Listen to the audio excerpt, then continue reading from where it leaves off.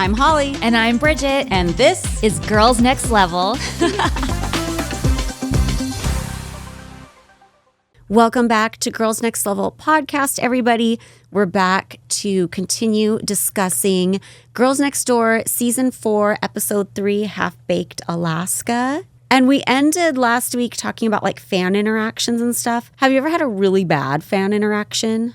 Oh boy, probably, but it's one of those things that I feel like I need to think about for a minute. But I remember you telling me a story of two of them that you had that were really bad. One was in an airport and one was in like Mexico. Yeah, I've talked about those before and I don't remember if it was Patreon or main podcast. Yeah, I'm not sure. So if it was main podcast, forgive me for retelling this. But I've had like two bad ones. One of them happened when I first met my ex-husband. We went on vacation with some friends of his to Mexico. And this was like back when like Instagram was brand new. So maybe I had posted something about being in Mexico, but there wasn't even Instagram stories back then. So it wouldn't have been anything super current where anybody would have known like the exact location or anything like that. And we went to go eat at some restaurant that was right off of like this highway. So we get out of the car, and I swear the second I get out of the car, this car goes speeding down the highway, and then I hear like screaming and screeching and stop, turn around, and these people come back, and they're all like belligerent, and they're like a couple girls and a guy in their 20s, and they pop out of the car, and they run up to me, and they're like, oh my God, can we get a picture with you? Can we get a picture with you? And I'm like, oh yeah, sure. And I was like, no makeup, wet hair. I don't even know how they would like recognize me from just speeding down the highway. It was weird. So they came up, oh, let me get a picture. And I'm like, okay. So I'm standing there getting a picture and I know I look like absolute shit because I've got no makeup, wet hair. So I'm kind of doing like a soft smile. Like I don't want to do a big grin because sometimes that just looks crazy and it makes you look worse. So I'm doing kind of like a little smile. And the girl next to me screams in my ear, smile, fucking smile. And I go, you know what? I don't have to do this. And I like stepped away because she was like super drunk and belligerent and like screaming in my face. And then she starts freaking out and going, you fucking whore, to the point where the guy had to like grab her and like drag her away. And I had like just met my ex-husband at that point. I'd never met his friends before, really. I was so embarrassed. Everybody's kind of looking a little shell-shocked, like, oh my God, what the fuck? Yeah. So that was a crazy one. That's horrifying to me. And then there was another one that happened kind of around that same period of time. I was flying somewhere. I was on a layover, sitting there, waiting for my plane, just like facing a book or whatever. And there were these girls that I think maybe they were like on like a college soccer team or something. And they were traveling and they were like sitting somewhere behind me. And I hear them talking and I don't hear my name or anything, but I just hear this chatter of like, oh, I want to go ask for a picture. And one of the girls was like, no, I'm not going to go take a picture with a fucking whore. I'm not going to take a picture with a whore. And I'm like, are they talking about me? But I didn't really know. Yeah. And then they all come over and ask for a picture. And I'm like, okay, like I don't want to say no and like cause a bigger problem. But at the same time, like I don't want to take the picture because one of them like clearly fucking hates me and thinks I'm a fucking whore and doesn't want to be there. Okay, so I didn't ask you to take a picture with me. Go away. Yeah. But yeah, so there's like some not so great experiences out there. And it makes you feel a little unsafe. Like if somebody's willing to be like screaming in a public place about what a whore you are. That's scary. Mean, how do I know they're not going to come punch me in the face? You know what I mean? Yeah. So I've had people like super like fan and want like a photo and they're like, you can tell they're super excited and they'll ask their friend to take the photo and the friend will be like, ugh, and like be rolling their eyes at me and giving me dirty looks and stuff like that. But it's not me. It's your friend that wants the photo. Like, yeah, it's not like you're making everybody stop and do it. Yeah, so I've had that, and I feel like I have had experiences. They're just not like coming to me at the moment. But for some reason, your airport story reminds me of another story that I have that has nothing to do with hater people. But like, I was sitting there waiting for a flight. And this was not long after I moved out of the mansion, but long enough. Like, I think it had been like probably a year after or something. Hef and Crystal were definitely like an item and like together and everything. And there were these rumors, I don't know the truth. These were rumors that Crystal was sleeping with her trainer. her like personal trainer at the. I've heard that rumor too. And I've heard like extensive stories about it, which again, this is secondhand, no proof. But I heard after Crystal did like the whole runaway bride thing, the trainer wrote Hef a letter, an old-fashioned letter, confessing the whole thing and saying that when Crystal said she was going home to visit family, they were really off vacationing together, and that Crystal would tell the trainer that she wasn't really with Hef, that it was just for publicity. So this was kind of like an apology letter to Hef. And I guess Hef read it aloud at Manly Night. That's how I heard about it. I think it was from Kevin. Yeah. Ugh. Yeah, so I'd heard all of these stories too, but I don't know. I'm not there. I don't know him. I don't barely allegedly. know her. Yeah. So, but I had gotten a pizza, like a personal pizza, and I go to my gate, and I'm sitting there. I remember I was sitting Indian style, eating my sloppy, greasy pizza, and this guy keeps looking at me. He's like sitting in these other chairs over here, and I'm trying to ignore and eat my pizza, and then he finally walks over to me, and he says, "You're Bridget, right?" And I was like, "Yeah." And he was like, "Oh, I'm Crystal's trainer at the mansion." Ooh. And so I feel stupid now because one, I'm eating greasy pizza and here's a trainer at the mansion. And then two, I know all these stories that I shouldn't even know about the trainer and Crystal. And he's like, and I'm just like, "Oh, okay, cool." Like, I just felt really awkward. Oh my God, that's funny. Yeah. It just, even though it had nothing to do with your airport story, as soon as you started saying that, it just reminded me of that story. Oh my God, that's so funny. I was just like, "Nice to meet you, cool." Yeah. Like, we can't have this conversation because I feel like I know stuff that I can't even have a normal conversation with you. Right. Oh my God. Yeah. Okay. So then, but speaking of people being rude, this next scene, people are so nice. Oh, I know. Everybody was amazing. Like, we go to this bar in Ketchikan. It's called KJ's. And the first thing. We say it's called KJ's, but it shows us walking into a doorway with a sign over it that says Raven's Roost.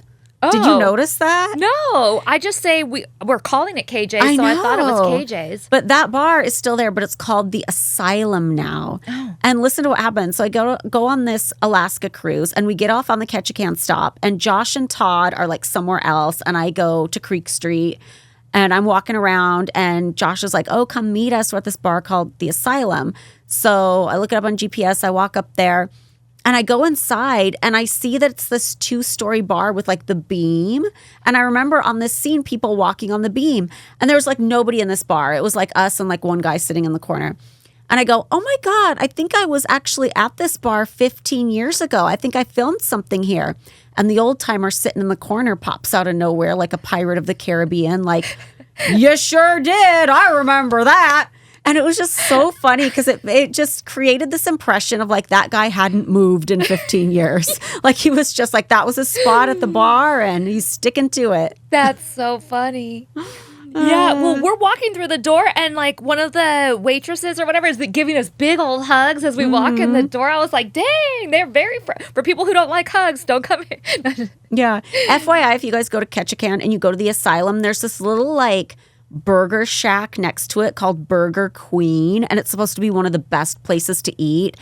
For some reason, I didn't order food from there when I was there, but like Josh and Todd and then some of the other entertainers from the boat met us there, and they all got like burgers and fries, and they have like a million flavors of shakes. So Yum. You gotta go if you're in Ketchikan. Yeah, it sounds good right now. So when we were back at KJ's back in the day, the bar was absolutely fucking packed. Yeah. Packed. Well, I think they must have told everybody we were coming there at a certain time. And people were like hanging from the ceiling, literally. There was that beam that went across the way and people were like tightrope walking on it. Scary. And stuff. Yeah, but they really were. And I saw something weird where a guy like pulled up a shirt and then kisses Kendra. Like I saw that too. Well, I say in commentary something about he wanted her or all of us to sign his like hairy chest. And she was all grossed out by it. And then he like leaned over and like kissed the side of her head. Yeah. But a little awkward right there. Yeah, like, it looked a little aggressive. Yeah. And this guy comes up with a big log that he had like with a chainsaw carved a Playboy bunny out of it. Yes. Am I making this up or did this happen?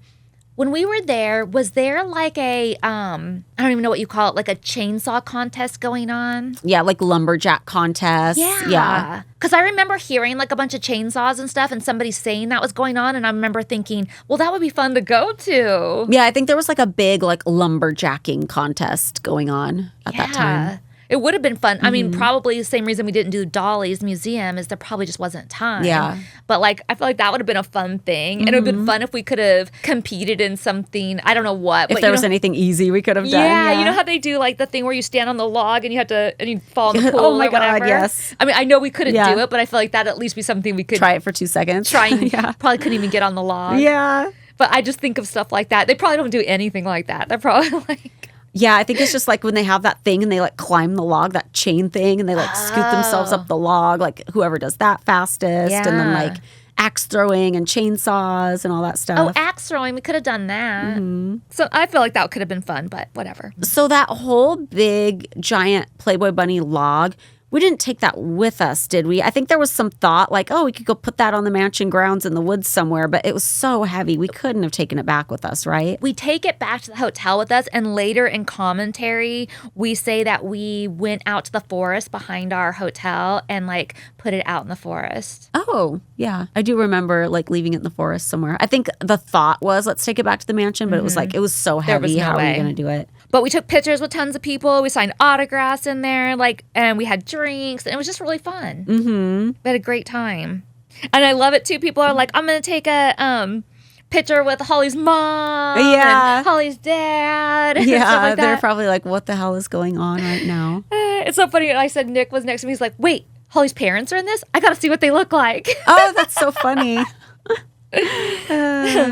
You know what's crazy? Certain children's vitamins, a lot of them, are basically candy in disguise. Some of them are even filled with up to 2 teaspoons of sugar, unhealthy chemicals, and other gummy additives growing kids should never eat. That's why Haya created a super-powered chewable vitamin. And these taste great, I know, because I have tried them myself. They're perfect for picky eaters. Haya fills in the most common gaps in modern children's diets to provide the full body nourishment our kids need with a yummy taste that they love. And they also come in these adorable containers. You get stickers with your first shipment. I just recently got their collab with the Lion King. Those containers were super cute. My kids loved them. Also, I want to know, are you tired of battling with your kids to eat their greens? I think that's something we can all relate to. Haya now has kids' daily greens plus superfoods, a chocolate-flavored greens powder designed specifically for kids, packed with 55 plus whole food ingredients to support brain power, development, and digestion. You just scoop, shake, and sip with milk or any non-dairy beverage for a delicious and nutritious boost your kids will actually enjoy. The same multivitamin that more than 1 million kids and parents love are now available with Disney's The Lion King and a new Lion King unboxing experience, including Lion King bottle and Lion King stickers. And we've worked out a special deal with Haya for their best-selling children's vitamin. Receive 50% off your first order. To claim this deal, you must go to hayahealth.com/nextlevel. This deal is not available on their regular website. Go to HIYAHEALTH.com/nextlevel and get your kids the full body nourishment they need to grow into healthy adults.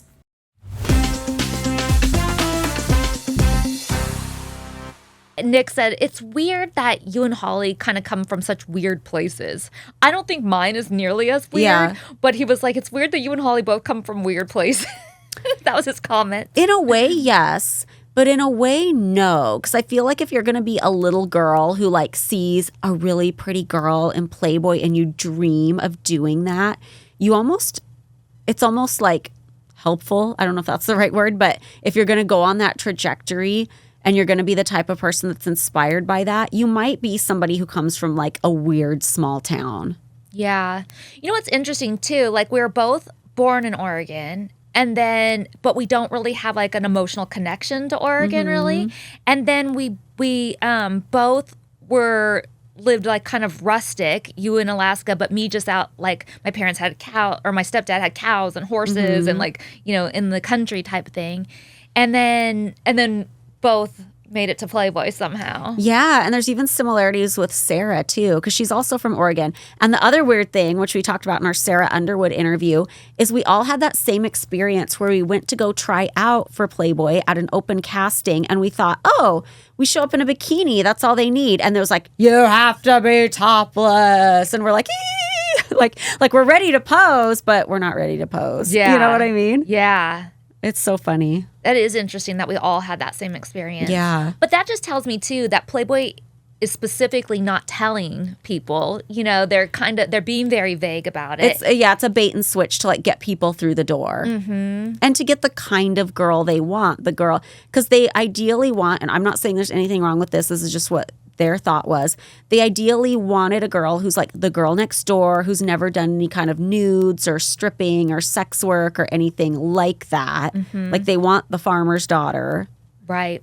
But the farmer's daughter that you want isn't necessarily going to be like, all right, boys. Right. You know, even if they want to be in the magazine and they want to look that pretty and they want the money and the opportunities, they're not going to be so bold that they show up wanting to be topless on day one. But if you say bikini, well, that's no problem. And if they pick me, then there's something. And if they pick me, then I will do it. Yeah. That was my whole thought. 100%. 100%. Okay, so then the next thing was seaplane. Yeah, so the first day we were in Ketchikan and the second day was the Craig day. And you get our first glimpse of the float plane. I'm wearing an interesting outfit. What are you wearing? I'm wearing these poochy rain boots and then this weird like Victoria's Secret sweater set that's just all kinds of crazy colors with like a hat and like leg warmers that go with it. I tried to like do, if you're watching the video, I tried to do a little tribute to that today with like mucklucks and matching sweater, but the colors were more obnoxious than the one I'm wearing on TV. You say you are describing to the viewer what a float plane is, and you're like, it's a little plane with skis and it can land on water. I like to go on this because it reminds me of Amelia Earhart. And I'm like, don't say that. Yeah, I know. I think because the confessionals are done like after the fact. Like I know what's going to happen. So I'm like giving it a little setup. Yeah. And Scott, the float plane pilot, I don't know why that's hard for me to say, is explaining all the safety stuff to us. And Kendra asks, where's the parachutes at? Yeah. And he says, well, there's water, so you'll just jump out. But that's like so not realistic. Like hitting water will, if you're high enough up, like yeah. It's not okay. So we are crammed in this plane. Mm-hmm. There's 3 rows of seats, if I remember right, and we are all the way in the back, and we're like shoulder to shoulder, sardines in there. And then the seat in front of us was the cameraman and the sound guy. And then in the very front were 2 separate seats, and it was the pilot and Joe. Yeah. And I'm surprised that many people could fit in, honestly. Yeah. So that was our setup. And the rest of the crew were coming on a separate plane behind us. They were just like a few minutes back. So it shows us taking off, water. We're looking at all the sights. Everything's pretty. It's nice. And it shows us hitting a little bit of turbulence. Mm-hmm. Like there is like a little jolt, and Kendra freaks out. Like I remember her grabbing my legs so hard that I was thinking to myself, I'm going to have bruises. And then in an interview, you say, when we're in the air, and this has never happened to me before, but of course this has to happen when I have 2 city slicker friends with me, the plane starts to break down. And I want to talk about like what I remember experiencing. You tell me what you remember. But I just remember, so the plane is really, really loud. Like it's just a propeller plane, so you really hear it loud. And so even when we're talking, I think we had like the thing so you can even hear yourself and stuff. All of a sudden, it just went silent. Well, it kind of puttered, and then it went silent, and then the whole like cockpit of the plane kind of filled up with not smoke that you could see, but like the smell of like gas, like plane fuel. And then the pilot kind of not freaked out, but like was quickly like trying to like do switches and adjust things or whatever. And then he got it going again. And it was loud and we were going again. But then it happened again. And it was like put, and the engines went silent. Yeah. And then he was really kind of like, in my opinion, in a panicky kind of way, like doing things with the switches and the toggles and whatever, blah, blah, blah. And then turned around and apologized to us and said he's going to land it. And in my mind, okay, that's scary. But in my mind, I was kind of like, well, we're in a float plane. So we're just going to float. We're just going to drift down and land on the water. And we're just going to float to like wherever. Or we'll float here till like they come and get us or whatever. Like I was not worried. But apparently that's not really how it works when one of these planes breaks down. I mean, it did work like that for us. So we were lucky. But typically that's a crash. Wow. When like it goes out like that. Like my dad was telling me, because he lived in Washington, and so very close, like close to this area, and he was like, well, not close, but you know what I mean, like enough to where he gets the news and like hears the reports and stuff like that of that these planes crash all the time. Whoa. You know what's crazy is you're talking about all the little details you remember, and I don't remember any of those details because I flew on those planes quite a bit as a kid, and they're just so unpredictable. And not that I was ever on one that was like close to crashing that I knew of, but like the turbulence was so bad. They're so janky. They're so loud that if like you smell shit or the sound is going out, or like I honestly did not think a thing of it. I was just like, this is what it is. I didn't think a thing of it until he turned around and said, oh, hey, we're going to have to land. Yeah. Yeah. I mean, I was pretty calm about it because like I said, I thought we would just glide down. But yeah, afterwards, and then hearing like other people's opinion on it and things like that, people are like, no, that could have like really crashed. Then after, I kind of felt like, holy crap, maybe that's like a near-death experience type thing. Maybe it is. I don't know. I don't know how serious it was, but people thought that we made this up or that it was fabricated for the show or whatever. Not at all. This was legitimately plane problems twice, and we absolutely made an emergency landing. I've even questioned it in the years since, like obviously in real time, I thought, oh yeah, of course it's real. Of course there was a problem where we wouldn't have landed. But like when I was doing my YouTube rewatch, I was like, was that faked for the show? And I remember texting you like, do you think that was faked for the show? Do you think they were in on it with the pilot? I don't think so because luckily when we land, there is a remote like fishing village there. There was nobody there. I think it was closed down, But like how lucky that we were even close to that. Yeah. And what are the chances that that happens on camera? Right. But the reason I don't think it was set up is because they had to radio to the other plane that had the rest of our crew in it that they also needed to land there. And we had to switch planes with them. And I remember Lauren, one of our producers, being like kind of freaked out and irritated because they needed to get there too. And like, how are we going to logistically, we only have so much time. Right. And now this messed their whole logistics. Oh, okay. That makes sense. So if they would have been planned for the show, they would have had like a backup or something. Yeah, they would have had another plane. They don't want to throw off their 1 day left to get footage. Yeah. Or else Hef is going to blow a gasket. We can't stay an extra day. Right. And so our crew, not the crew that was with us on the plane, but the rest of the crew that was coming with, all the producers and everything, had to stay at that remote fishing village until a third plane came to get them. And we took their plane with the one camera crew and made it to Craig. But we had to shoot with that one camera crew till the rest of the crew could make it.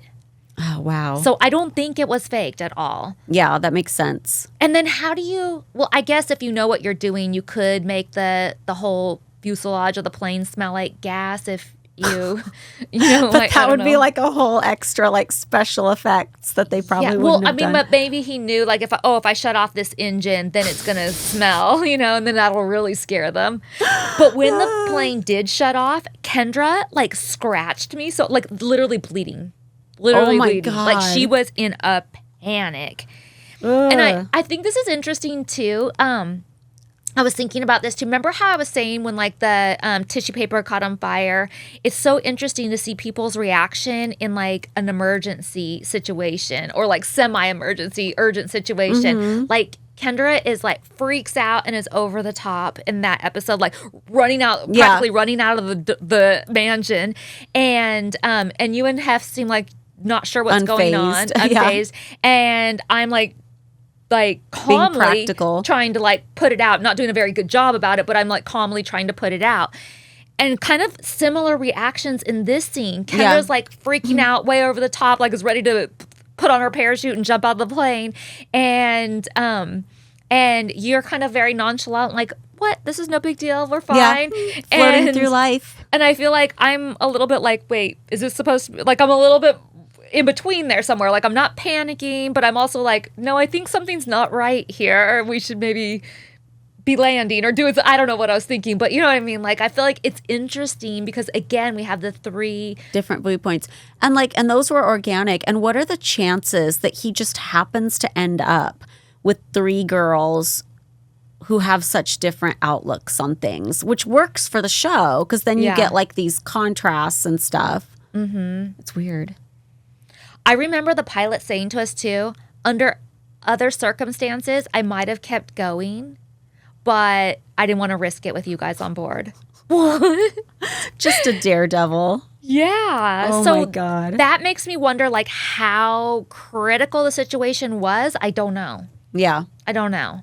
If you're a pilot out there and you know these type of planes, if the engine totally cuts out and goes silent twice and everything smells like gas, how critical is that? Let us know. I would think pretty critical, but I would think so too. But him saying, "Oh, I might have just kept going with other people," that's another like typical Alaska. Just people just will get shit done. Like it's a whole different mindset up there. Yeah. I think I've told you guys before how much easier my life got after I found an amazing hairstylist in Las Vegas that takes bookings online. I can just go in, pick the date I want. If it's not available, the next one, bam. It used to be so difficult. I would go back and forth between like 3 different hairstylists. Hey, are you available this date? No, this one. And it was just all day of sending texts, bopping around, trying to find the person who like can fit into my crazy schedule. But now I don't have to do that anymore. And that's why services like Boulevard are so important for your business.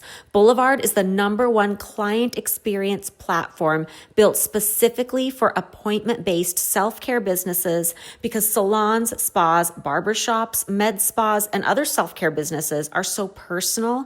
The platform powering your business should feel the same way. It's not just software. It's a smarter, more personal, and organized way to manage all of your business's locations in one place. Whether it's online bookings, payments, appointment reminders, client profiles, and more, Boulevard makes every interaction seamless and every part of your business look polished and professional. No more no-shows, scheduling headaches, or chaos behind the counter, just smoother operations and happier clients. Right now, Boulevard is offering new customers 10% off your first year subscription when you go to joinblvd.com/nextlevel and book a demo. That's joinblvd.com/nextlevel. Book a demo and get 10% off your first year subscription. Join blvd.com/nextlevel.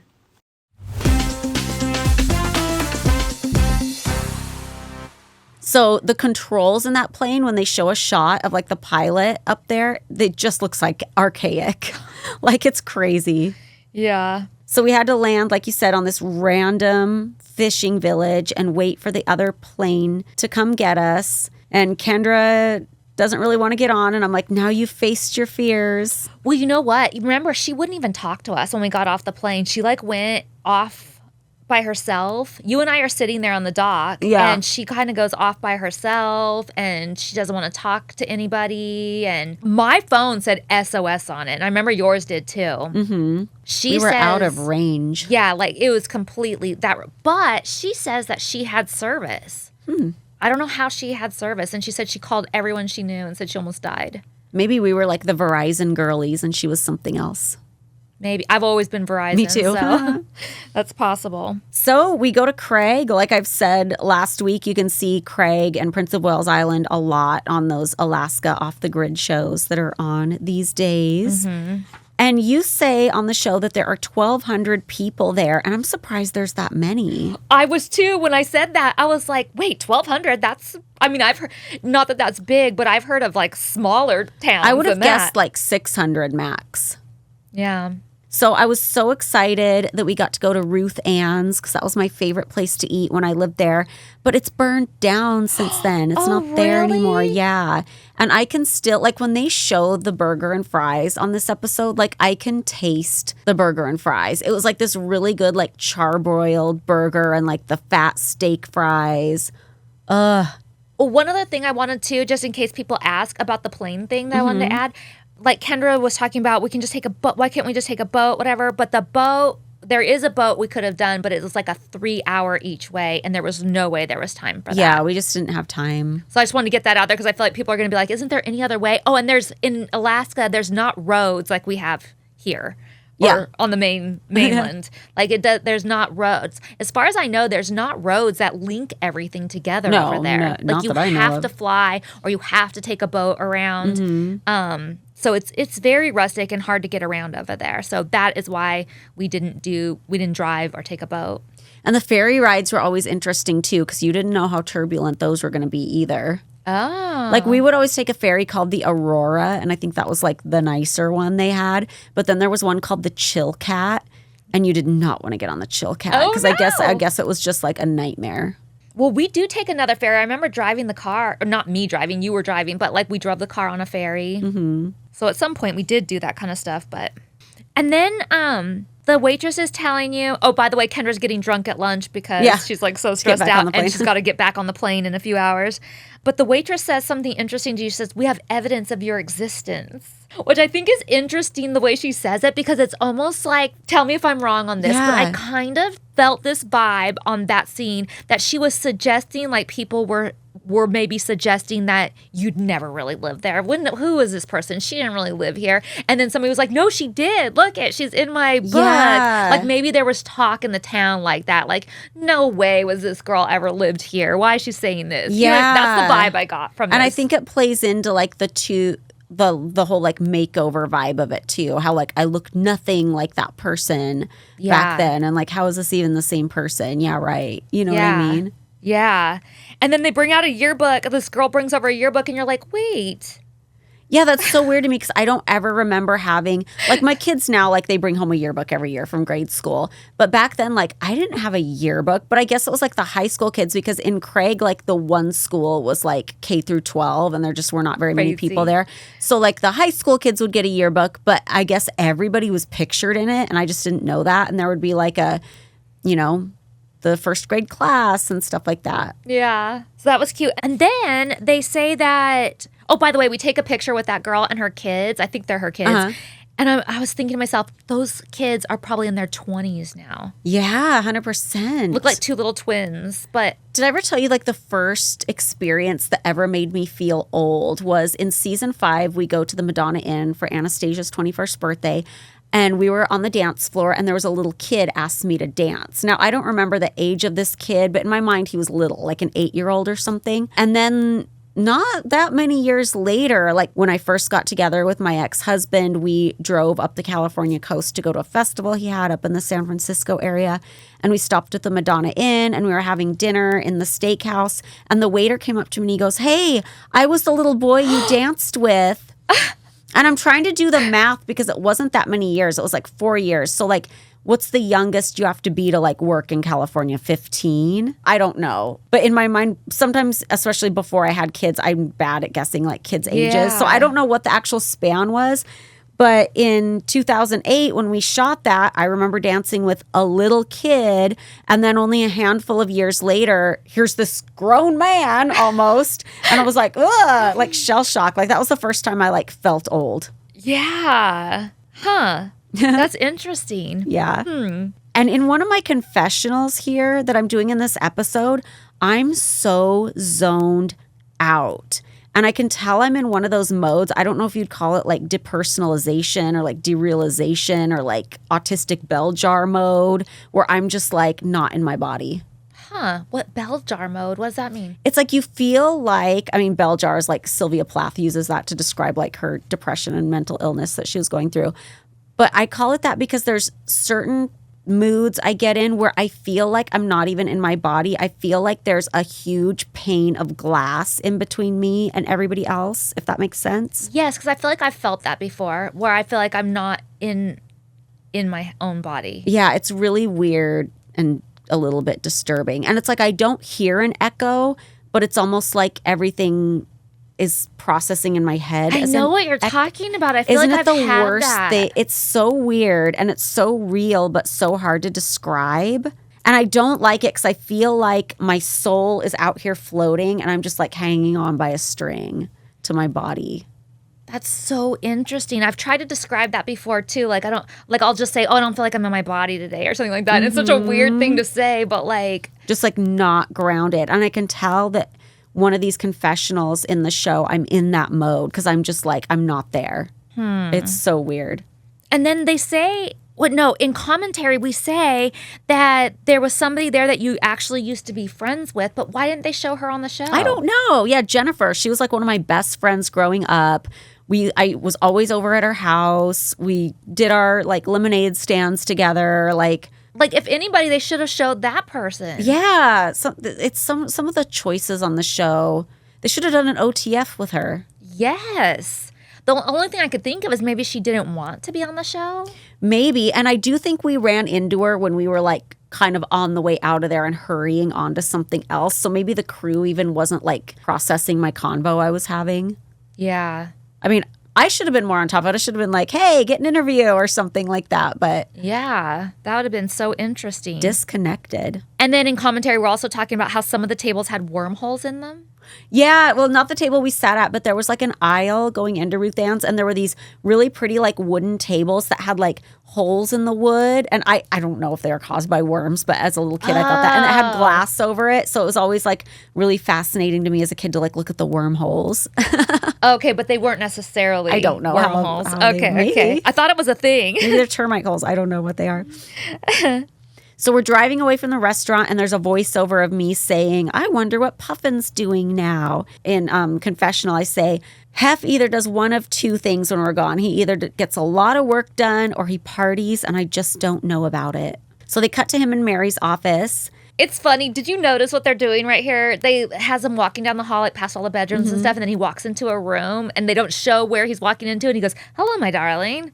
Oh, I didn't even catch that. I feel like that's a good gag. Yeah, they're like trying. Like he's really partying and she doesn't know it. Or he's going into a girl's room that's there at the mansion right now, and it's Mary. So I think that's so cute. Funny. I didn't catch that. I do notice when he walks in, something we never pointed out, just a random detail. There's this big framed photo over the couch he always sits on, and that photo was like all the centerfolds ever, like really tiny, like in rows.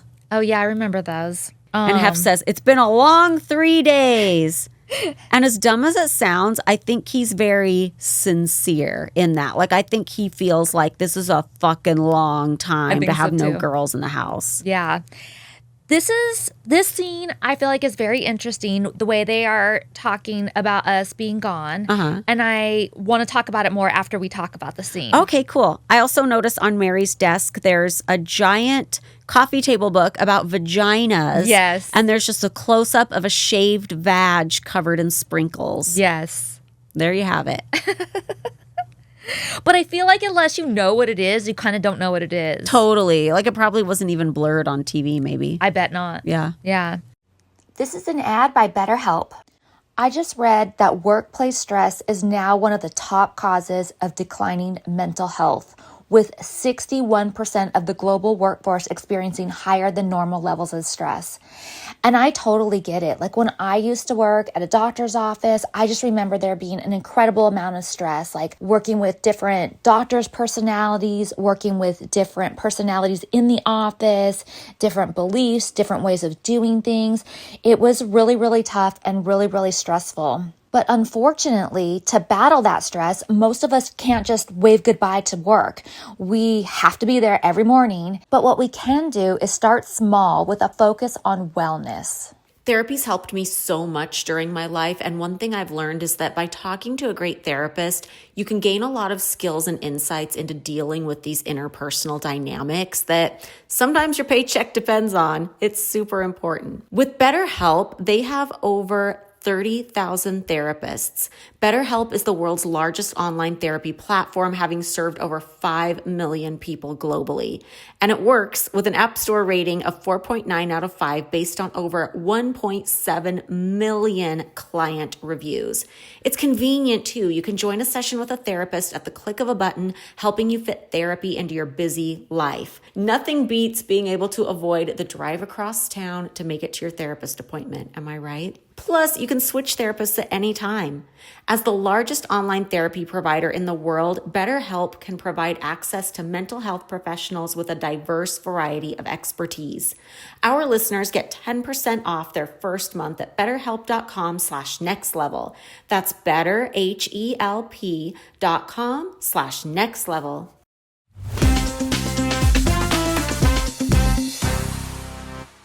So he, Hef's telling Mary how that it's been the longest, and he's shaking his head, and Mary cuts him off and says, "I know, but absence," and then he cuts her off and says, "I know, makes the heart grow fonder." And he said, "The mansion just doesn't feel the same to me when they're gone." And you can tell he's like really lonely and like feeling that, in my opinion. And Mary says, "Yeah, it just doesn't have that energy." And then he says, "That's right, but I'll keep busy." And I just feel like it was sort of an eerie conversation for me to hear because, and maybe I'm delusional, but I feel like this was felt very strongly when we were leaving. And I feel like I felt it at the mansion. I felt like the energy was it definitely changed. Deflating. Yeah. And I can only imagine what like Hef and Mary were feeling.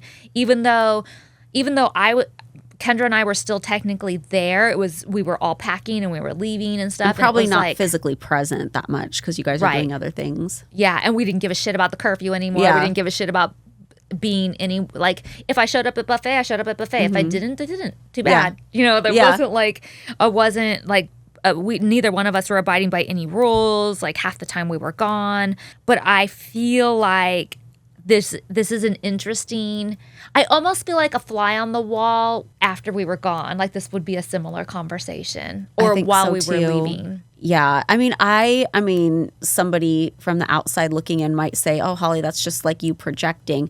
But I don't think it is. Even when I was looking at 2009 issues of Playboy featuring stuff that was shot after we left, I just got a gross energy even holding those magazines. Yeah. There was a bad energy. There really, really was. So he goes down the hall, and I love that he knocks on your door even though nobody's in there. I wanted to point that out too because you know how like in the comment, or not in the commentary, in the on the Patreon when we did last week's commentary, last episode's commentary, I should say, separately. And I bring up one of the stories about people just busting in my room without knocking. Yes. And we all had like just a common courtesy that we knocked before we entered somebody's room. And even if they were expecting us, like we just, knock. And even Hef did that. Yeah. And it's like, oh my God, I'm not even home, and he knows I'm not even home, and he's still like just out like of muscle habit, memory, knocked on the door, let Gizmo know he's coming in. Yeah. And I just feel like it's sort of like an example of what I'm talking about, like the courtesy and the respect and stuff that we all had for each other was gone later on. Yeah. It was just gone. Yuck. But it's so cute. He goes and gives Gizzy some attention, and this just really warmed my heart. Oh, so totally. much. But you know what else I wanted to point it out is, as a real person who observed Gizmo in real time, this is the first scene where they're letting Gizmo be herself. I think so too. I think they want to make it look like she hates Wednesday and resents you for bringing Wednesday in, so she's always a grump. But this scene, if anybody wants to know how Gizmo really was, like this is the first real scene of Gizmo, I feel. She just comes walking right out, gets pets, is purring and loves it. And it's so, so sweet. Oh, and somebody was asking about Wednesday. Of course, she went to go stay with my parents. I could have taken both of them. But with a cat, it's sometimes just easier to, if it's just a few days, to leave them. And obviously the butlers and Hef and whoever will come in and give her pets and stuff. But Wednesday was with my parents. And it shows Hef goes into Kendra's room, pets her dogs, goes back into our room, is petting all of my dogs. And Harlow is so cute because she's like hidden in the bottom of the closet under his pajamas. And it's so funny because Harlow always, ever since the day I brought her home, loved to hide. First started hiding under my bed in bedroom 5, and then it would be hiding in Hef's closet, and then it would be hiding in those plants in the medroom. Oh, yeah. I remember her popping out of those sometimes. Yeah. You're like, whoa, I didn't even know she was there. People would be in the medroom and wouldn't even know she's there, and all of a sudden a dog pops out. It was so funny. I remember her hiding in Hef's closet, too, like liking to sleep underneath the clothes right there and stuff. She looked so cute in that scene. So cute. So back to Craig. I'm driving you guys around town, and I definitely don't need directions because there's like 2 roads there. There's like a handful of streets. And you're like, this is where we had our lemonade and popcorn stand. And there's not that much to show you guys because there's just not that many buildings there. They do show us going to my school. I think that's a deleted scene. Oh, is it? Because I'm like, I remember doing that. Mm-hmm. Kendra's drinking vodka while we go visit the school, by the way, that's in a juice bottle. Oh, my God. And then I take you guys to see where I lived, but I lived in like a manufactured home. There was like a row of manufactured homes, and they just weren't there anymore. There's a truck parked in that spot. So I'm like, oh, there's where my house was. And then we go to a part of town that was like the nice part of town to live. And there was like a swing set at a park, and we get on the swings. And this is my favorite scene in the entire series. We're just all enjoying ourselves on the swing. And they do this really cool shot where there's like 3 dandelions of like graduated size in front of us. And we're the 3 of us swinging. And it's so cute. I feel like I didn't even notice that part at first, the dandelion things, until like later when you mentioned it. You mentioned it in commentary, but then I feel like you mentioned it too, like since we've been reviewing episodes. At one point you said it, and I was like, wait, I don't remember. But then I saw it, and I was like, oh, yeah, Molly brought it up in her interview. Oh, is that what it was? Yeah. Does Molly want to come in and do like a slumber party? I forgot to ask her. But yeah, I think she will. I think she will. This scene to me, but even not just even as a scene, even in real life, like this scene really sticks to me as like one of my like most heartfelt and like really feeling the love between the 3 of us. And this scene is one of those scenes where it really hurts my feelings when Kendra says stuff like, we were never friends. Yeah. And then I think back to like an episode like this, and it's not the only one, but like we're reviewing this episode right now and this scene and stuff. And I'm like, how can she even say that kind of shit? I don't know. I always felt like, and one of the reasons I found it offensive is I always felt like that was coming from a place of her trying to distance herself from us because like she thinks we're not cool and she's the only one who was a star out of the 3 of us. And, you know, why is that necessary? You know what I mean? Yeah. So I just see scenes like this that I feel like are so touching. And I know the kind of vibe that was going on. And we were all friends at this point. And I feel like you can really feel it in the scene. So in real life and in the scene, I feel like it's very touching. And I feel like it's very true and genuine.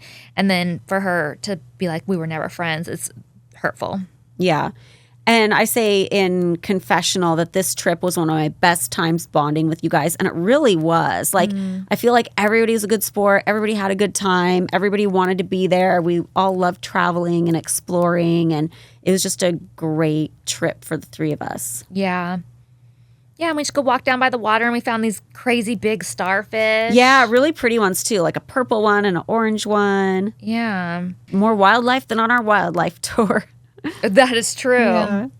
So you guys, we did have Molly Schock, our favorite Girls Next Door editor, come in and talk to us about a few things on our Patreon. So I decided to put the little section of her talking about the Alaska trip right here so she can answer a few of our questions. This is the one I reached out to, the cameraman, and he said his biggest memory was like he was in the chase plane. He was not the camera in the plane with you, but he has got to film you guys as you're crashing and being and like going, oh shit, as you guys are going down. But he went with you guys to Monte Carlo, and he sent me some photos. I'll share those with you afterwards and put you guys in touch because I think it'd be cool to talk to a camera person. Yeah. Yeah, I remember Mark was the cameraman in the plane with us that was going down. So scary. I love I think one of my favorite shots. There's so many favorite shots in that, but one of them is when you guys have just sat down in the plane and Kendra's in the middle, and you guys. It's just such a great shot because there's motion to it and comic timing. It's like you guys are both sitting back as Kendra's sitting forward. And the pilot says, "You guys ready?" And you both go, "Yep." And Kendra goes, "Nope." That's funny. I didn't even notice that. That's so good. It's one of my favorite little moments. I remember even back then it being funny. In the podcast, you commented that we had very Tennessee music.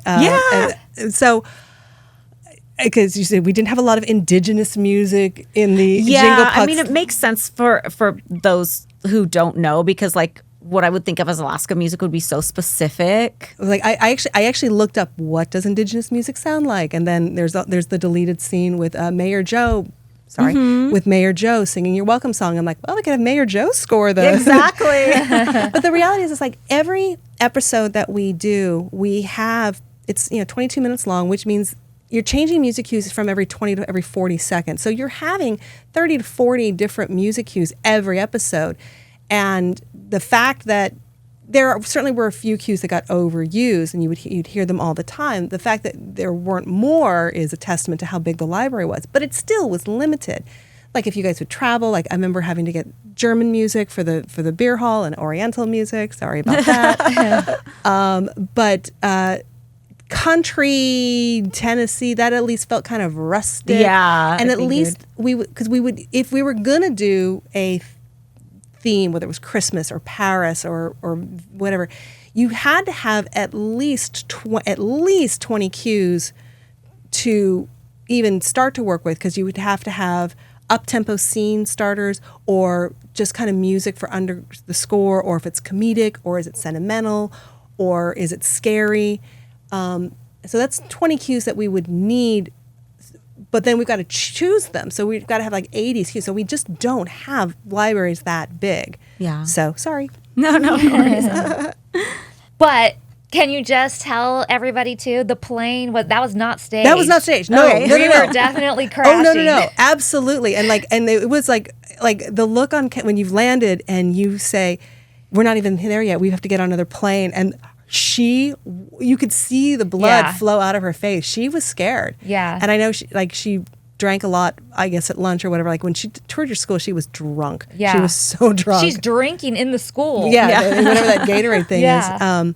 But no, it was legit and real, and I'm grateful it was covered as well as it was. The thing I had to work really hard with continuity was the first plane I think you were in had numbers on the side, and the second one didn't. Oh. And or there was a red plane and a blue plane or something like that, but they were two very different. And I had to make sure that I'm showing the right plane and it's flying in the right direction. And so there were times when I'd want to flip it, but I couldn't because it was the one with the numbers on it, and the numbers would look backwards. But the other plane, I could flip the shot, and you couldn't tell the difference because there was nothing that would look like it was in a mirror. So that one was tricky to do. But again, really grateful that the camera work was so good. Just even like when you guys go looking for bears, like when you pull away, the boat pulls away from the shore. That means there's a cameraman left behind to get that shot. I didn't even think about that. Bye. And then I'm sure you circle back and they get on. But they were getting really, really good about getting coverage. Yeah. And like when you guys go to the where you get the totem pole, the bar, where everyone's hanging from this. That was such a fun, not necessarily a fun thing to edit, but it was a fun thing just to witness, because there's a lot of times where I'll be cutting something and you got to cheat that it looks more crowded than it is. And I didn't have to do anything for this. Like everybody turned out, and there were, the people in the ceiling, and it was just really fun that not that it was just covered well, but the stuff that was there was real. And the guy going by on the bike saying, "I love your show," and they managed to capture that. There was one scene, I think it was when you were having lunch up with the Chinese food. There were some boys jumping off a bridge outside. And we cut a whole scene, and it was great. But ultimately, clearance came back and said we didn't have clearance for those or releases for those people. Oh, bummer. And so it's probably not a deleted scene either. No, I actually looked, and it's not even a deleted scene. So I remember cutting that and being bummed it got cut. Yeah. But I was surprised how many deleted scenes there were, because I forgot how much you guys did. Yeah, we did a lot. I didn't go back and watch all the deleteds yet. There's a whole thing with Mayor Joe where you guys tour of Traditional Lodge. There's the whole tour of your elementary school. I think there's something else even. But yeah, it was a lot. And I think that was why I was initially overwhelmed when I had to cut it, because I think my first cut was something like 40 minutes long, and then stuff comes out. Well, I feel like the Alaska episode could have been an hour long. Yeah. I really do. It probably could have. I wish they would have kept the long cuts for the DVD, so you could watch it that way if you wanted to. Yeah. But they would have to, because the editing we do is called offline editing, and everything's in low resolution so that the computers can process and access things quickly. Oh, okay. Then once a show is locked, it goes to online, and you use the high quality footage and sound, and everything's mixed. So to put a long version on, you would also have to online. Right, all that makes sense. So okay. That's why we don't show you guys everything. Yeah. I remember why, when you drive the truck to where your house used to be. Why don't you get out of the truck? Because I remember at the time, like you just drive past it and you kind of take a photo out the window, but you didn't actually like get out of the car. Well, I there just was don't think nothing there's anything to there. do there, really, because literally there was nothing there. Because there used to be like a row of like mobile homes, and that was like our little neighborhood. And I don't think there was anything left. There was just that truck. Yeah, so there wasn't really anything to do. Yeah. I don't know if like you And I just think get I the was kind perspective. of, yeah, and I think I was kind of like embarrassed at the time too, because like I, was never trying to like push myself as somebody who like grew up, wealthy or even upper middle class or anything. But I think it was a little, I don't know why that would have been embarrassing, because I was expecting to go back and find that same like manufactured like trailer home. But I think the fact that it wasn't there anymore was more embarrassing to me. I don't know why. I don't know. Like, Interesting. Very like trailer trash. I don't know. Even though like I don't have any embarrassment about that. I still remember the first time you say it, like, and now there's nothing there but daisies, and just the way you say it was just so cute, and it has always thanks. stuck with me. And do you feel like we were kind of not totally sure that was the spot? Like we thought. Oh no, I knew. Yeah, I was a little disoriented that like nothing was there, because that wasn't what I expected to find. Yeah. But yeah, I think just for some reason it was embarrassing to me, and I don't know why that would have been, because I expected to find that house still there. Yeah. But I think the fact that there was nothing there was even more embarrassing. Like it was even more trailer. I don't know. That truck, that's where I used to live. Yeah. We pitched a tent, The guys. rusted out truck. Yeah. Oh, well, good. That was something I always had wondered. Comment I noticed, I'm surprised we did not lower third Joe when he's comforting Kendra. Oh yeah, people ask, who is that person? Yeah, he's your security, right? Yeah, Yeah. Joe from security. Yeah, but we didn't lower third him, and we're lower thirding everyone else. Yeah. Yeah, we never really introduced Joe, and we should have, because he was such a staple in our lives. Oh, for and sure. he was Big staple. Great. Yeah. Are you guys still in contact with him? He died. No, he Oh. passed away. But remember, like, you wanted to go to the hospital and visit him, and like nobody at the mansion would tell you where he was and stuff. Yeah, but I did. remember. I did you go. did? I did go to visit Yeah, because I him in the remember you hospital. being upset about that, because you were trying to find out, and you're like, "This isn't a family like they say it is," because like nobody was helping. Yeah. I did go. Good. And I went to his funeral too. Oh, good.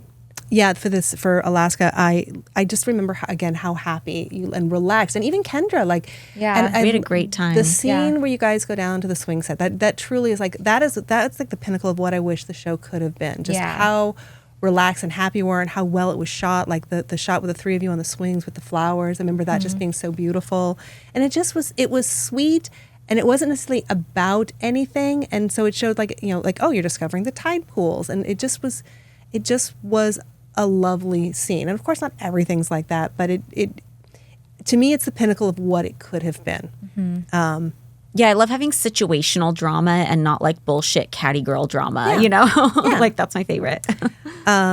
Note: I did not show you eating, except when you happen to be taking a bite. When Kendra asks you a question, you answer, and you're on camera as well. But there was a lot of eating scenes, and I did not show you eating. Yeah. I loved. I don't know whose idea it was or when it was filmed for like Hef to go around and say hi to the animals, but it's really kind of a cute scene. I like it. Yeah, it's nice. I love it. I love like him. He's like panda. Like it just the fact that he says a name, not just like "Hey, darling." Like it's that difference of that Yeah. he actually loved those animals, or he loves animals in general. Yeah. But I always thought that was a really charming scene. We want to say thank you to Molly again for stopping by. And if you guys want to hear more of her behind the scenes insights on season 3 and the first part of season 4, we'll have that up on our Patreon within the next couple weeks. So sign up. There's a ton of content to binge in the meantime. Do they do kind of wrap up things? Because I say my favorite thing in Alaska was just that it was something that the three of us got to do together. You really get to know somebody when you go to their hometown, and they can show you around, and it's just really, really cool. And then an interview, Kendra says, I just thought it was beautiful, swinging on the swings and going down to the ocean and stuff like that. It was beautiful. And then I have you saying, I think it was brave of Kendra to get back on the plane, but she didn't really have a choice. So it was either that or a 3-hour boat ride. So I guess they're not really wrap-ups. Well, but I think my wrap up was a shade earlier. It was when I say I think this was one of the best bonding experiences for the you're three right. of us. Yeah, you're right. Yeah. And then one thing I need to mention too, we did not see a bear this whole trip, but when our plane was taking off from this area, I'm pretty positive I saw a bear. There was Ooh. like a like an island that was like a dump. I think there was lots of debris and stuff on it. And there's a dump on every island. Like we used to have to drive stuff to the dump, and then we would sit there and watch bears.